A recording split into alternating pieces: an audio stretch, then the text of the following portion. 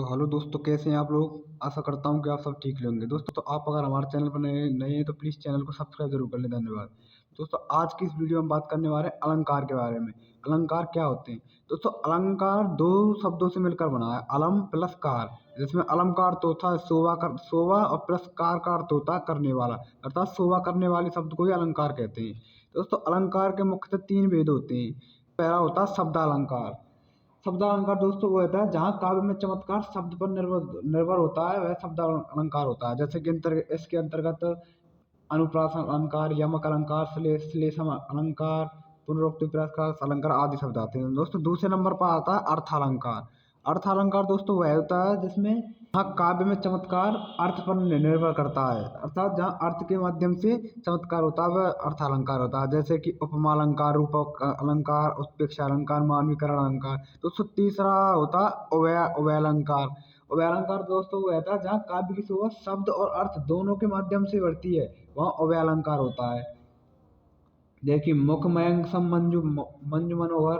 अब दोस्तों सबसे पहले हम आते हैं शब्द अलंकार के या अनुप्रास अलंकार पे। दोस्तों अनुप्रास अलंकार, दोस्तों अनुप्रास अलंकार क्या होता है, किसको कहते हैं अनुप्रास अलंकार। दोस्तों जब किसी काव्य पंक्ति में किसी वर्ड की आवृत्ति दो या दो से बार आए, दोस्तों ध्यान से सुनना, जब किसी काव्य में किसी वर्ड की आवृत्ति, ना कि शब्द की, केवल वर्ड की आवृत्ति दो या दो से अधिक बार आ जाए तो वहां दोस्तों आप आंख मीच के आपको पहचान जाना कि ये अनुप्रास अलंकार है।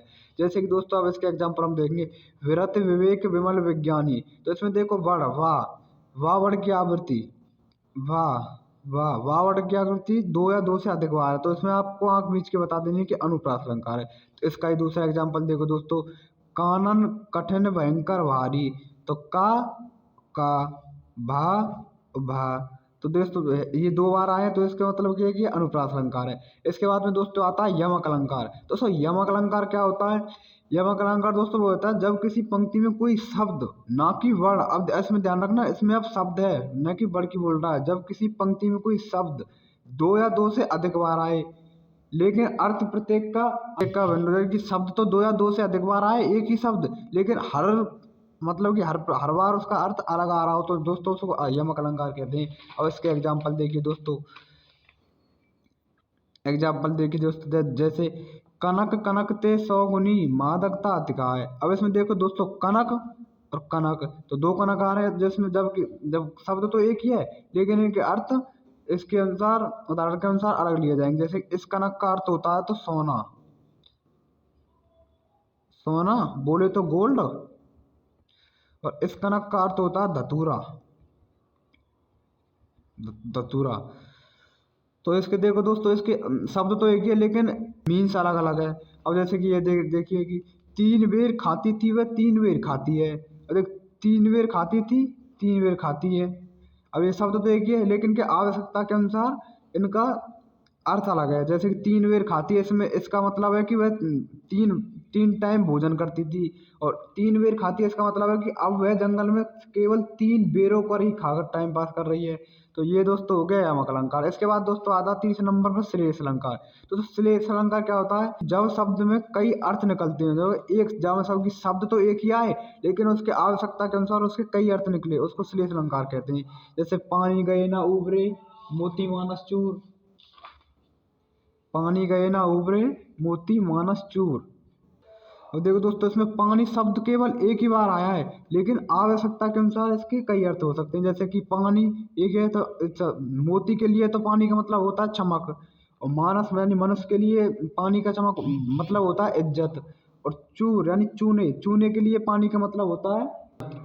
तो दोस्तों इसलिए आपको तो श्लेष अलंकार में है कि जहाँ शब्द एक ही आए लेकिन अर्थ कई निकले, उसको श्लेष अलंकार बोलते हैं। तो इसके बाद दोस्तों उपमा अलंकार। उपमा अलंकार दोस्तों क्या होता है, तो उपमा अलंकार में दोस्तों समानता को सूचित करने वाले शब्द आते हैं। जैसे कि सी सम सदस जिमी सरस एव। दोस्तों अगर आपको ये शब्द कहीं भी मिल जाए, सी सम सदस जिमी सरस एव, ये शब्द आपको कहीं मिल जाए तो दोस्तों आपको आंख मीच के उपमा अलंकार लिख देनी है, आंख मीच के उपमा अलंकार लिख देनी है दोस्तों, कुछ भी नहीं सोचना आपको। अब जैसे कि इसके आप एग्जाम्पल देखिए, पीपल पात सरिस मन डोला। तो इसमें देखो दोस्तों, इसमें मैंने कौन कौन शब्द बताए थे, सी सम सदस जिमी सरिस एव। अब इसमें देखिए सरिस, आ गया ना। तो इसको आपको आंख मीच के लिख देना कि इसमें उपमा अलंकार है। और दूसरा इसका उदाहरण देखिए, कमर सदृश हाथों ने झुका दिया तनु वज्र कठोर। इसमें भी आपको देख लो, बताइए दोस्तों कौन सा शब्द है इसमें भी दोस्तों, सदृश। ये भी इसके वाचक शब्द हैं। सदृश मैंने बताया ना, सी सम सदृश जिमी सरिसृप, इनमें कोई भी वाचक शब्द आ जाए तो आपको आंख मीच के उपमा अलंकार लिख देना। तो इसमें सदृश आ रहा है ना। तो दोस्तों अब इसके बाद आता है दोस्तों रूपक अलंकार। तो रूपक अलंकार दोस्तों क्या होता है, जहां वाक्य में योजक चिन्ह आ जाए, जहां मतलब कि वाक्य में जहां भी पंक्ति में किसी में योजक चिन्ह, ये वाला योजक चिन्ह अगर आपको दिख जाए तो उसमें आपको दोस्तों आंख मीच के कुछ भी नहीं सोचना है, आंख मीच के उपरूपक अलंकार लिख देना है। इसका एग्जाम्पल दोस्तों मैं आपको यहाँ बताता हूँ। मैं स्नेह सुरा का पान किया करता हूँ। तो दोस्तों इसमें आप देख लीजिए योजक चिन्ह ये आ गया है, स्नेह सुरा। स्नेह और सुरा के बीच में योजक चिन्ह आ गया, तो आपको दोस्तों इसमें आंख मीच के रूपक अलंकार लिख देनी है, कुछ भी नहीं सोचना है।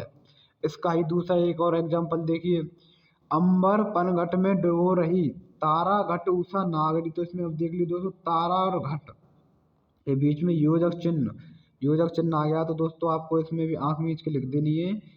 दोस्तों तो ये थे आज के आपके अलंकार। आप आशा करता हूँ कि आप सबको अच्छे से समझ में आ गए होंगे। वीडियो को पूरी लास्ट तक देखने के लिए धन्यवाद।